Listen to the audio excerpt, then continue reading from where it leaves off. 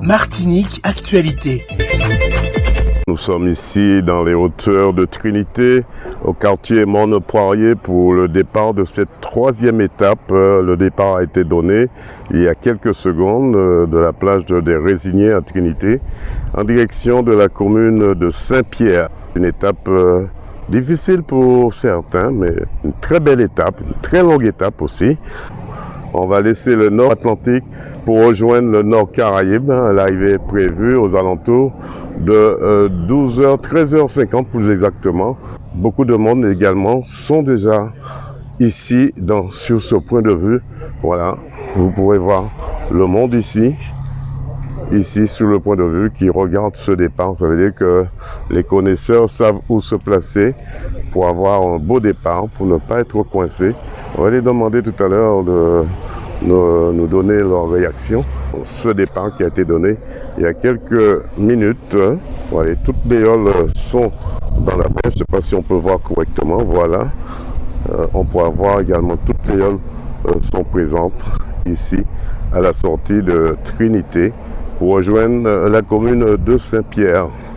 Arthur, comment ça se passe cette 36e édition du Tour des Yoles de Martinique? Ah, génial! Ça prouve qu'on a été sevré depuis pas mal de temps. Mais là, le peuple est en liesse, je trouve ça magnifique. Et puis surtout qu'il n'y a pas de heure majeure et tout ça, je trouve que c'est très bien. Ouais, chapeau à l'organisation en passant. Vous avez vu à Trinité aussi? Ah oui, à Trinité, maman, bah, elle a été nickel comme. Ah ouais.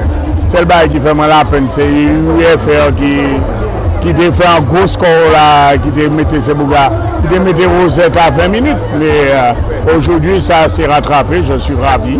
Saint-Pierre, bien entendu, se réjouit comme tous les Martiniquais de la reprise de cette activité que nous aimons tous, le Tour des Yoles. Hein. Et donc nous avons fait au mieux parce que le temps était très court pour préparer ça. Nous aurions pu être encore en confinement. Hein. Donc là, ça se passe plutôt bien. Nous sommes en contact avec toutes les instances organisatrices. Madame la sous-préfète est là ce matin, les services de sécurité, les services, tout ce qui est éventuellement pour les secours. Tout est en place. Je suis très vigilant avec mon équipe.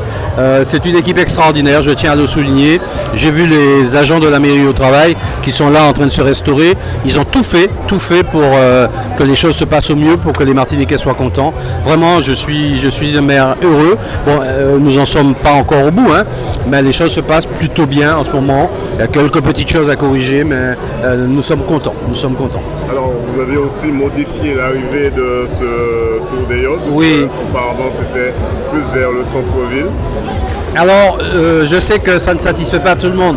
Les commerçants, les acteurs économiques du centre-ville auraient voulu que ça se passe au centre-ville. J'avoue que j'ai préféré la sécurité, la facilité, parce qu'ici, sur cette ligne droite du boulevard France-Fanon, les choses sont beaucoup plus faciles à maîtriser, en matière de sécurité surtout, pour faciliter les choses à la gendarmerie, à tout ce qui est organisation logistique. Il valait mieux que ça se passe ici. Peut-être que nous reviendrons au centre-bourg, mais il faut savoir que le centre-bourg pose le problème de la sécurité de tous les accès. Donc c'est une grosse mobilisation de gendarmerie, une complexité en matière d'organisation, et il faut qu'on parte de beaucoup plus loin. C'était pas possible cette fois-ci, donc voilà. Mais je pense que le bourg est quand même animé, voit passer des gens. Les gens ne sont pas uniquement sur le sanctuaire, le village du Tour, ils sont aussi dans Saint-Pierre. Donc je pense que les choses se passent bien globalement pour la ville. Les yoles les plus performantes sur cette étape-là, elles sont les premières devant. Hein. C'est la yole d'Aton et UFR Champflore et Sarah et puis Rosette. Rosette, effectivement, en général, elle est réputée pour faire de grands bords, à prendre le large. On va voir si elle aura la même tactique cette année. Aton, en général, elle longe la côte. UFR, entre les deux, bon, on verra.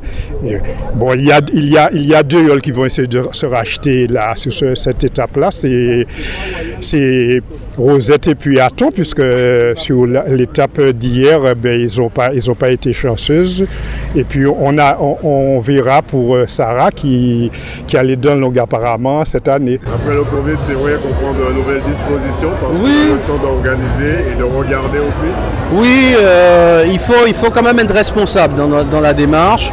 Moi j'ai le souci du développement économique. Les touristes sont en train de revenir dans Saint-Pierre.